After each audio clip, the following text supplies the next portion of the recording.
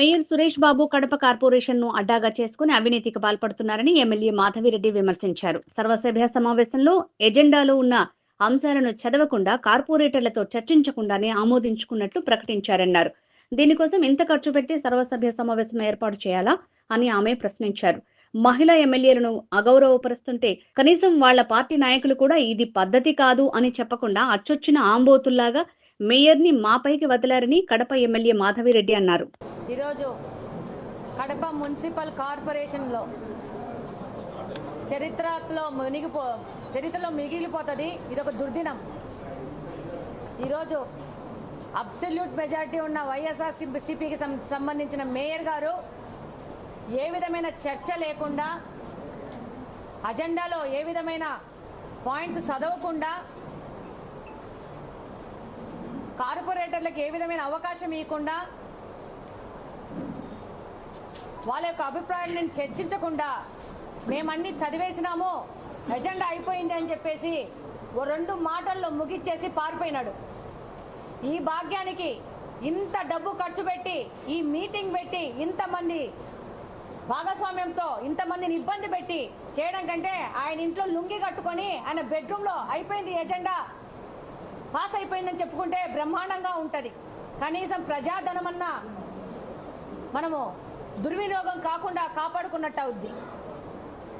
అసలు ఆయన ప్రజాస్వామ్యంలో బతుకుతున్నాను, ప్రజాసేవకై వచ్చాను, ప్రజల కోసం పని చేయాలా అనే ఆలోచన లేకుండా ఒక నియంతలాగా నేను 8 సంవత్సరాలు రైట్ ఒకరిని లెఫ్ట్ ఒకరిని కూర్చోబెట్టుకొని కమలాపురం ఎమ్మెల్యేని కడప ఎమ్మెల్యేని కూర్చోబెట్టుకొని సభలు నడిపి ఈరోజు ఒక మహిళ కడప నియోజకవర్గంలో గెలిస్తే అది తట్టుకోలేక ఓర్చలేక, మహిళలంటే మర్యాద గౌరవం లేక ఆ మహిళని ఎలా అవమానపరచాలా, ఇబ్బంది పెట్టాలా అనే ఆలోచన తప్పితే నిద్ర లేచినాల నుంచి ప్రజల సమస్యలేంటి, ప్రజలకు మనం ఒక అధికారంలోకి ఇచ్చినారు, వాళ్ళకేం మనం సమాజ సేవ చేస్తున్నాం అనే ఆలోచనే లేదు.